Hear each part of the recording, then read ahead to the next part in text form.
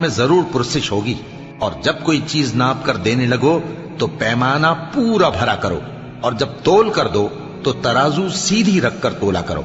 یہ بہت اچھی بات اور انجام کے لحاظ سے بھی بہت بہتر ہے۔